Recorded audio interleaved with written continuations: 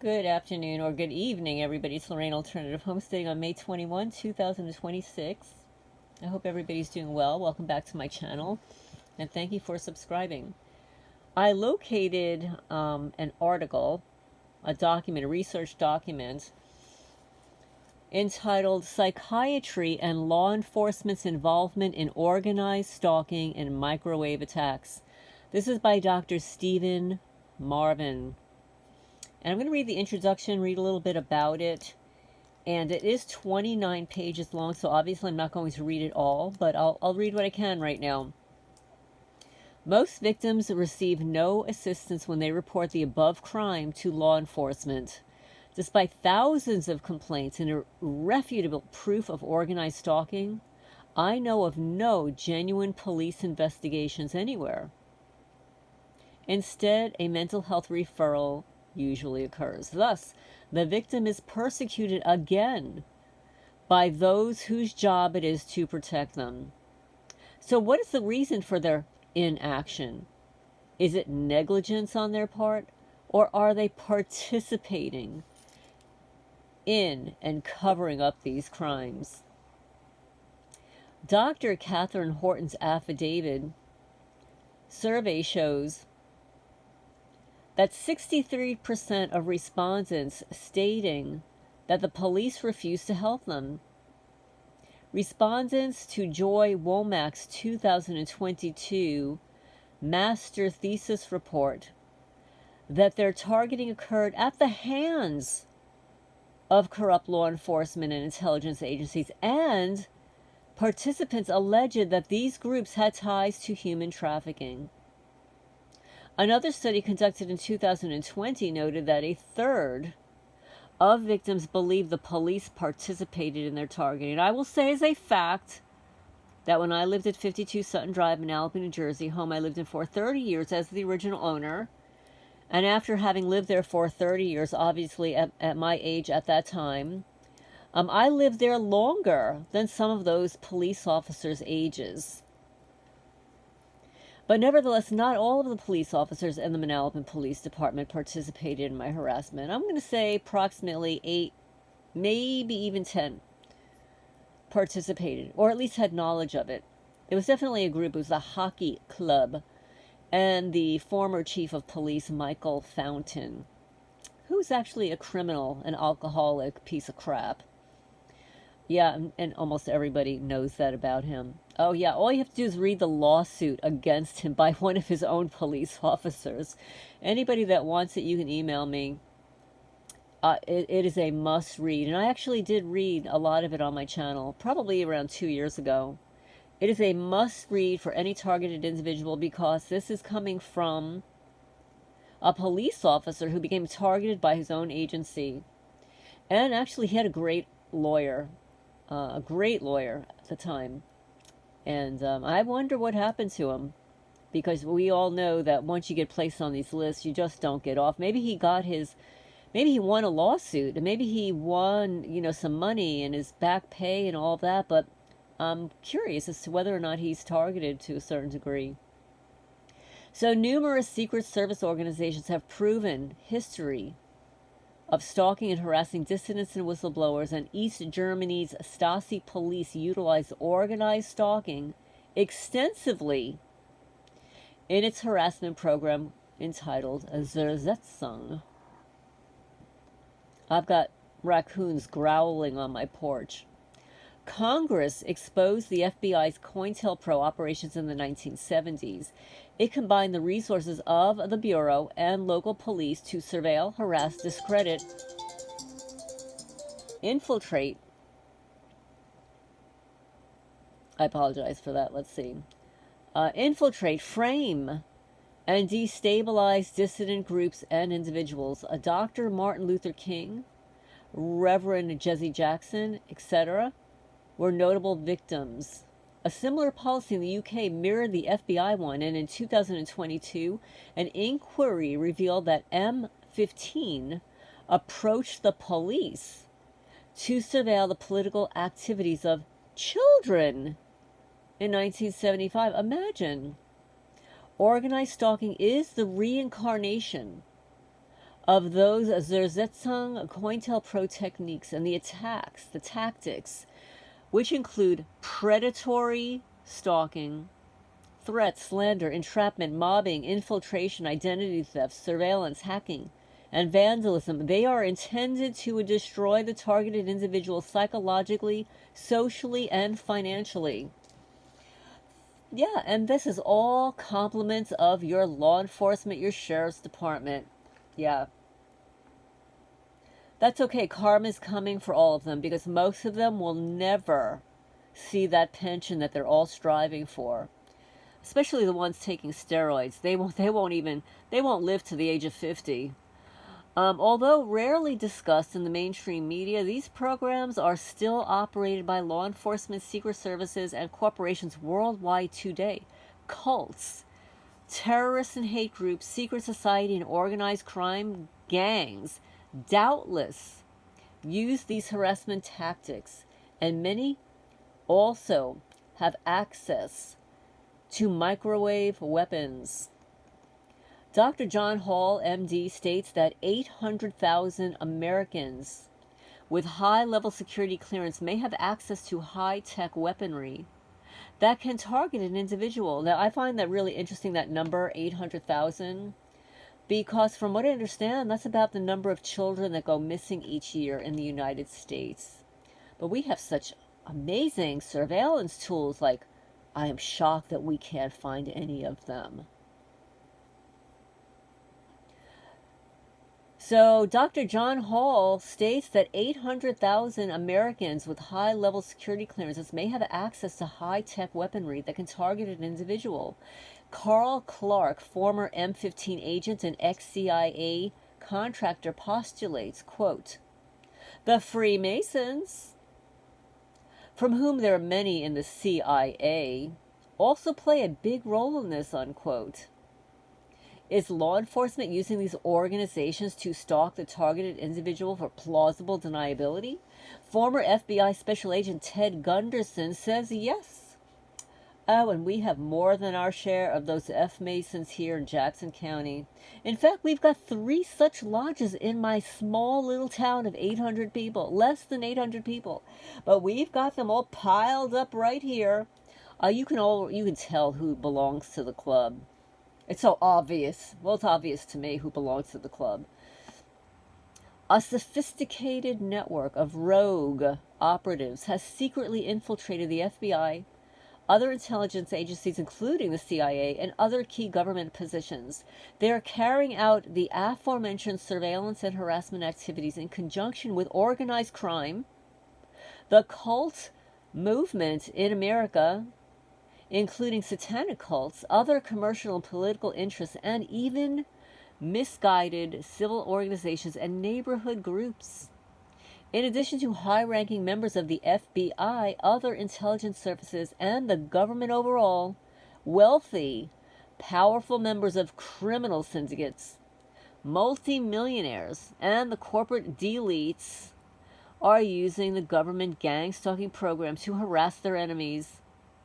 Lower echelon government rogue operatives, lower ranking members of the military, petty criminals, and street thugs perform the actual grunt work of daily monitoring and harassment of individuals targeted by the program. Oh, see, I knew it was low-ranking members of the military prancing around on my property. Oh, goodness gracious. I knew they were low-ranking. A high-ranking person will have a better job than this.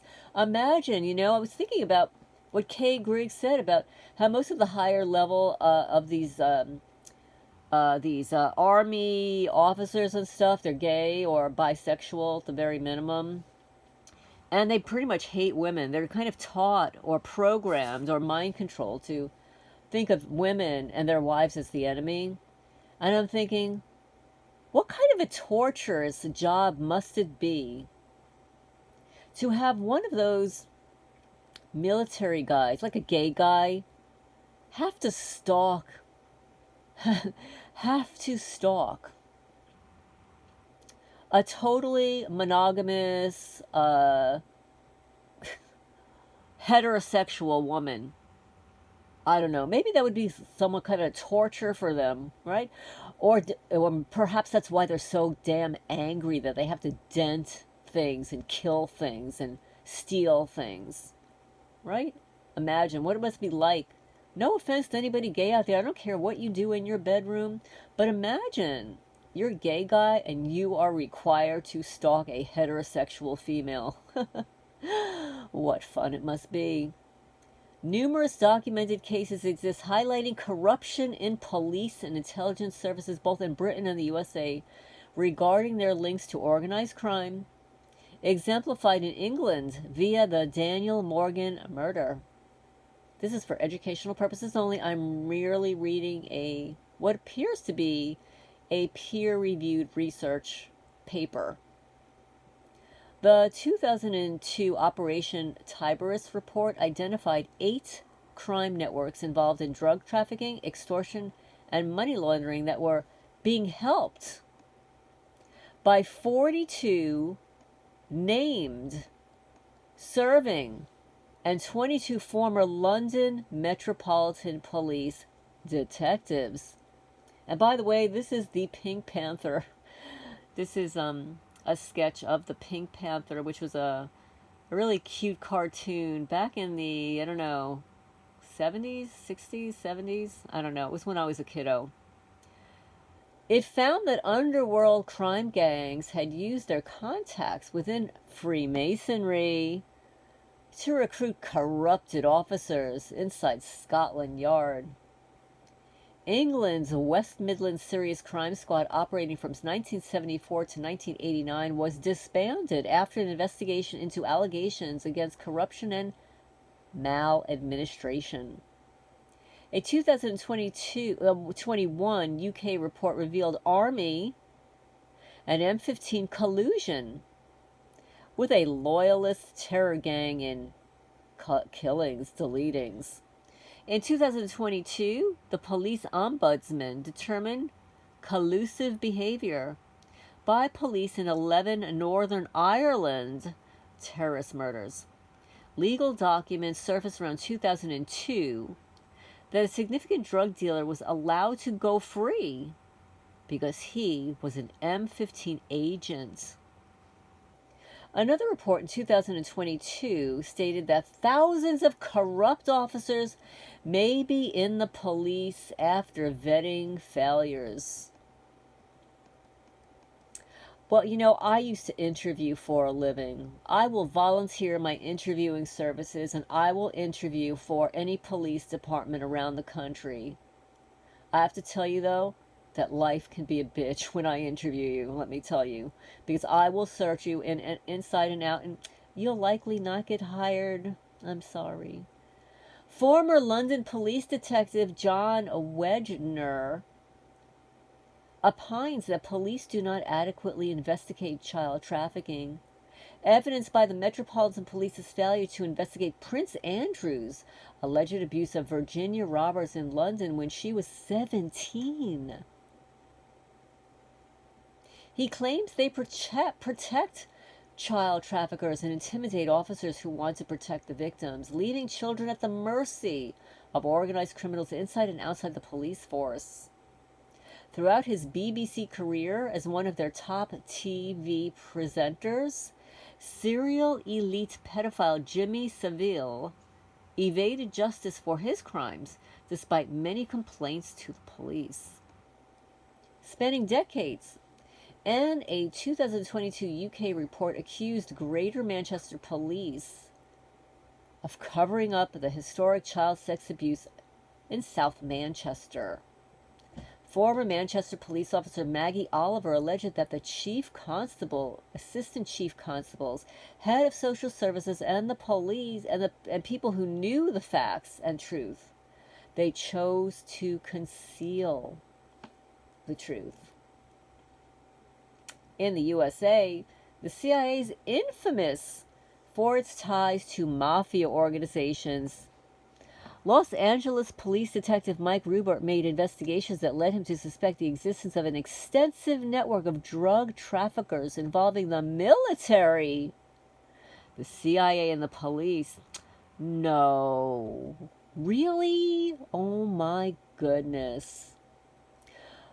He publicly confronted the CIA director, John Deutsch, regarding the issue.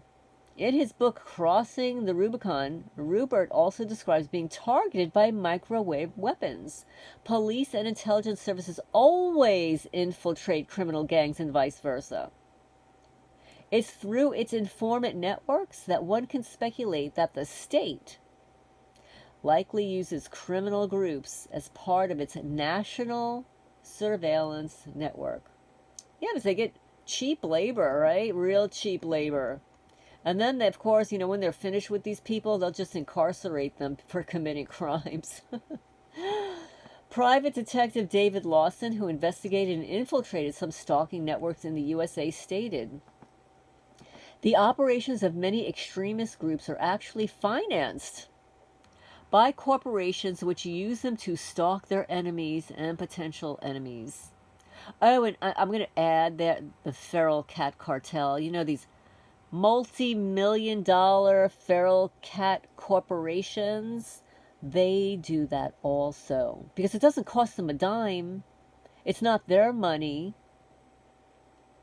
The groups are used as the private armies of those corporations. In some countries, kill dissidents, and in others, they're jailed. In the United States, someone who is threatening to a corporation or industries like a whistleblower or an activist is likely to become a target of an extremist group. People in the group would discuss where they would go for supper after their shift was over. So I, the author, went too. I listened to a group of people openly discussing various activities as if they were the police. Real police officers were also sitting in the restaurant listening to them. I later learned that their presence was not a coincidence. And then we're getting to the real good part, juicy part here. The Police Psychiatric Reprisal. As if they know anything about psychiatry. They are not trained. They have no education in this area. And this is considered to be psychiatric fraud. After exposing her employer's corruption, Stephanie Gibaud, a former marketing manager of Swiss bank UBS, became the recipient of what she called organized mobbing, gang stalking. She won damages from UBS for harassment after a tribunal hearing. Nevertheless, most psychiatrists refuse to admit the existence of organized stalking, despite plenty of private detectives et al. Acknowledging the reality. When the targeted victim goes to the police, the latter frequently defames the sufferer by instigating a mental health assessment. The psychiatrist will typically misdiagnose the victim as delusional. Numerous complainants are stigmatized by these false diagnoses, creating further anxiety and employment difficulties. Physician Dr. Harold Mandel says, cops routinely work with psychiatrists to manufacture cases of mental illness against brutality victims to undermine the credibility of their reports. Oh, my phone's starting to wiggle.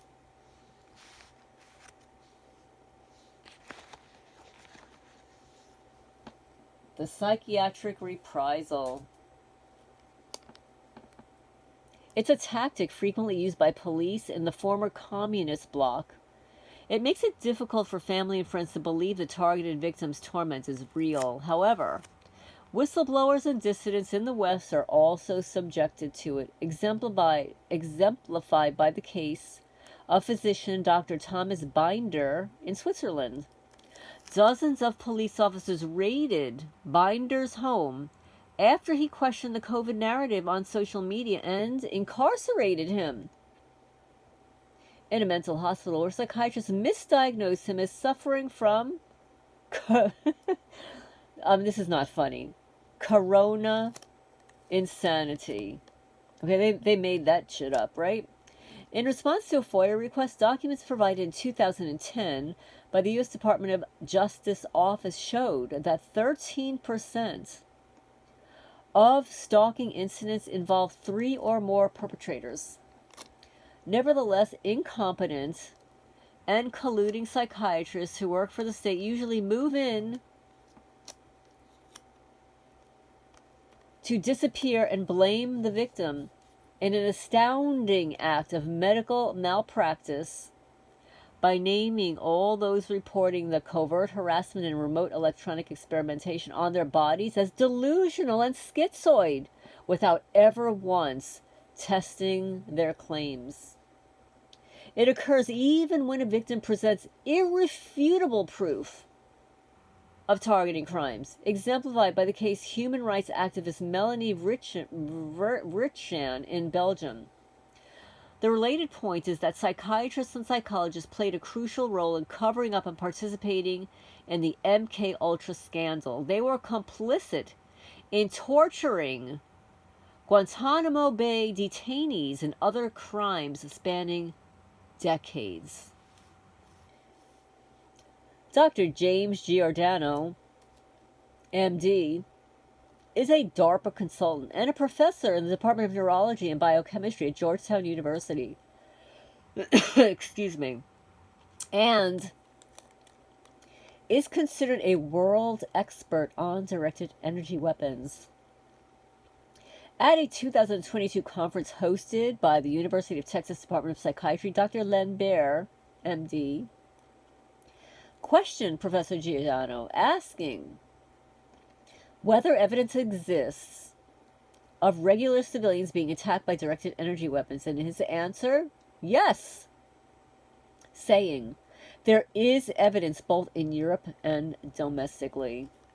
Local police in San Antonio, Texas, acknowledged the stalking and harassment of Dr. John Hall, MD, and his friend, informing him that the perpetrator was a private security firm owned by a former FBI agent. Another victim from Texas, lawyer Jesus Mendoza, hey Jesse, included a sworn statement from an FBI agent in his lawsuit who verified that his superiors ordered him to use electronic weaponry on innocent civilians as part of a government program. And anybody that wants to see Jesse Jesus Mendoza's work, you can go to wirelesswatch.blog. Let's see, wirelesswatch.blog post or something like that. Wirelesswatch.blog, something like that. Or wirelesswatchblog.com or .org. He's filed multiple lawsuits. He actually won a couple, and he's in Texas. Private detective and radio host Doug Hagman confirmed that he witnessed these attacks against 2 citizens too. Nevertheless, imperious and uninformed psychiatrists like Dr. Andrew Lustig, who believe themselves omniscient on the subject, typically portray organized stalking and microwave weapon attacks against citizens as a conspiracist internet subculture. They all conveniently forget that these crimes were occurring well before the mass usage of the internet. And that's true. It happened well before the internet. Forensic psychologist Lorraine Sheridan Blathers comparable nonsense too in various papers, as does didactic neurologist Professor Robert Ballo. Elias Abudaje, a professor of psychiatry at Stanford University, said, the paranoia often associated with gang stalking was a common delusion in schizophrenia, and the internet has strengthened this delusional system. What a crock of BS that is. Disingenuous Abujolde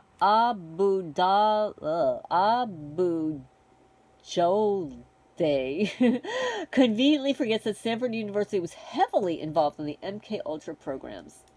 Unenlightened Joel Gold, a professor of psychiatry, claims that victims are suffering a Truman Show delusion. Popinjay psychologist Dr. Todd Grande, oh, I cannot stand this guy, adumbrates similarly, perceiving himself omnipotent on the subject but lacking comprehensive insight.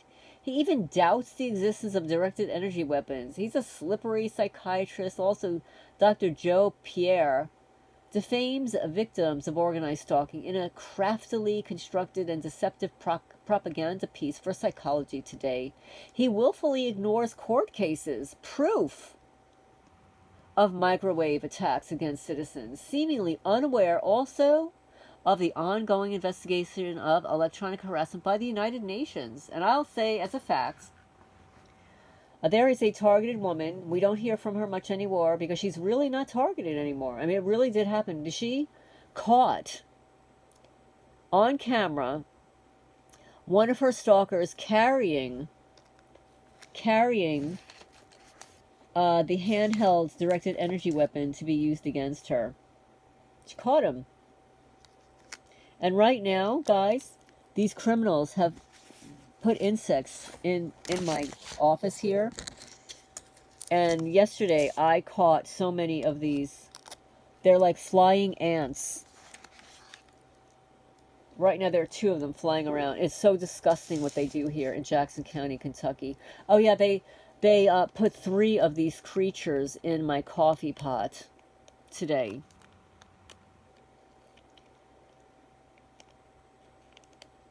Injudicious psychologist Dr. Robert Bartholomew risibly implies that Havana syndrome victims heard crickets and did not receive microwave harassment. The befuddled Bartholomew claims they also suffer a psychogenic illness, but admits no proof exists for his theory. Vacuous psychiatrist Dr. Alan Drucker injects similar outlandish and improbable statements during his interview on KMIR News regarding hundreds of residents in Palm Springs area who reported microwave attacks. Anencephalus Drucker reviews the incident after perusing gang stalking websites, then posits that victims are delusional from drug abuse and side effects of chemotherapy treatment. I mean, this is total gaslighting. And it's psychiatric fraud. Fundamentally, psychiatrists cannot prove the existence of any mental disorder. That is a fact. Even with the recent debunking of their chemical imbalance theory, which I never believed in, psychiatry has escaped widespread public scrutiny again. The psychiatrist, Professor Thomas Saz, articulated decades ago that psychiatry is a means of social control and not a science. Professor Bonnie Burstow advocates its abolishment because its treatment protocols are not in the patient's best interests. Irish victim Greta Fahey believes health professionals are illegally covering up the crime. And if so, for what reasons? Firstly, the medical industry possibly sees the targeted individual program as a money spinner for drug sales and hospital bed fees generated from patient incarcerations. Yeah, it's all about the money. Boston-based radio host, human rights activist Frank Allen, an expert on microwave auditory effects, speculates that over a quarter of patients hospitalized in psych wards could be victims of organized stalking and electronic harassment. In the UK,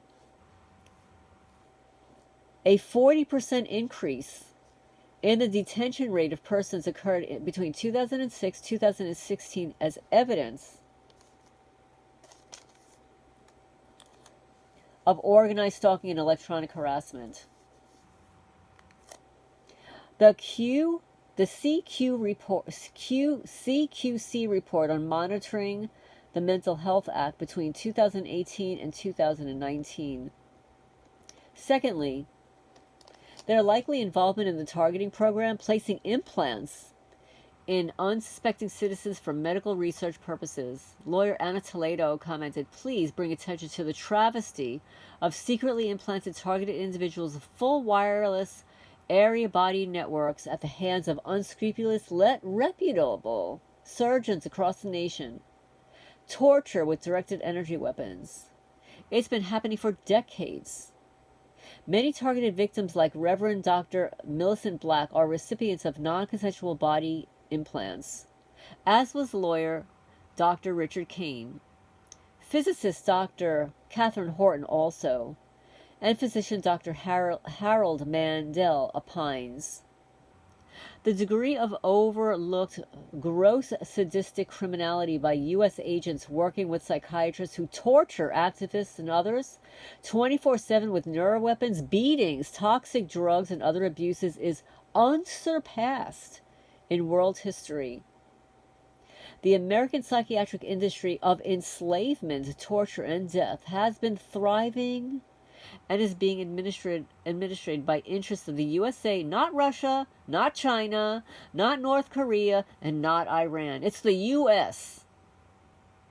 We'd like to blame everybody else, but it's we are doing it. We the people.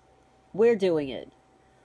US agents working with psychiatrists and other doctors have been using satellite-driven neuroweapons to sadistically scramble the brains of activists, poor people, and even kids to manufacture mental illness. M15 whistleblower Carl Clark said that the aim is to have certain people institutionalized. If a target seeks help by going to the police or doctors, they will not take them seriously. Some doctors and hospitals work together with the secret services. Remember, I told you I went to the doctor because of the rash on my legs. Right? She was going to refer me to a dermatologist, and then never did. Never did. She refused to even take a sample, like a swab or a blood test or anything. Just refused. Outright refused.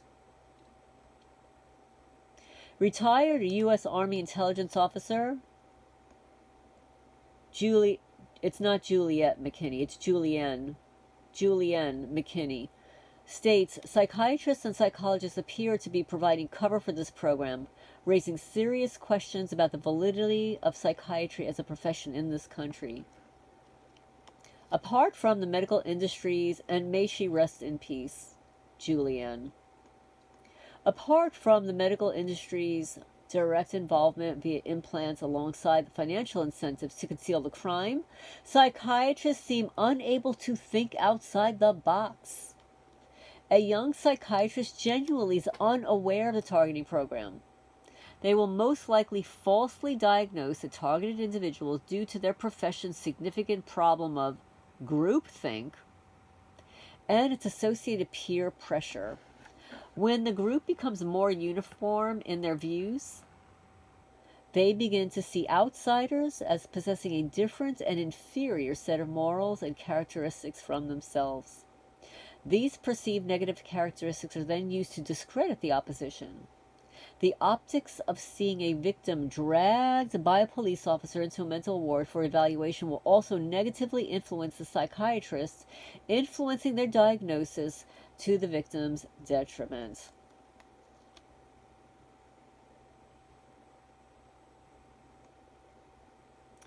A delusion is a belief held with strong conviction, despite evidence disapproving, that is stronger than any evidence supporting it.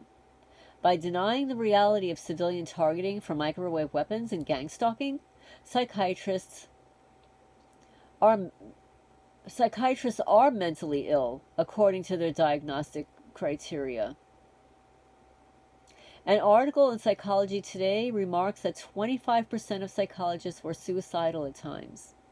According to one survey, and 1 in 16 may have attempted suicide. These are psychiatrists.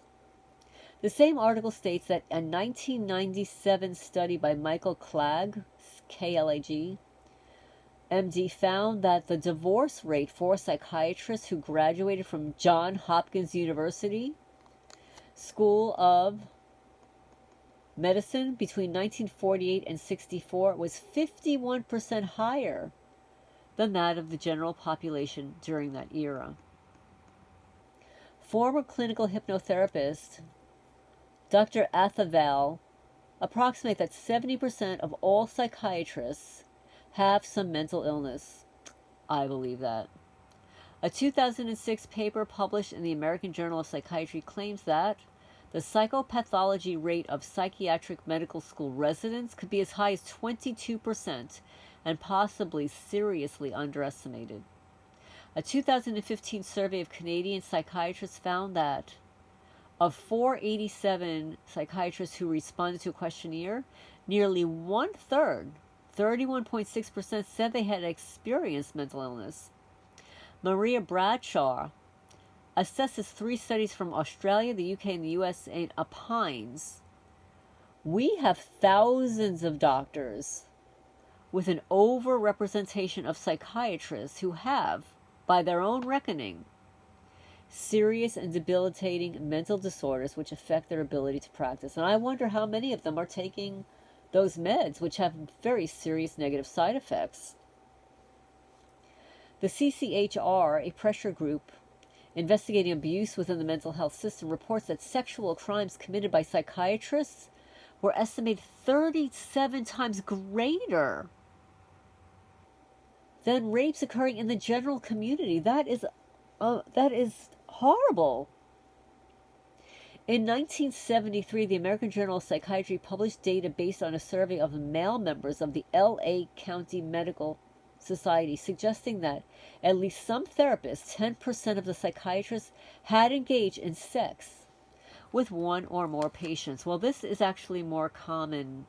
That's unfortunately very common. Psychology professor Dr. Stephen Hinshaw says, many people choose to enter the mental health professions at least in part because they want to examine their own or family psychological issues.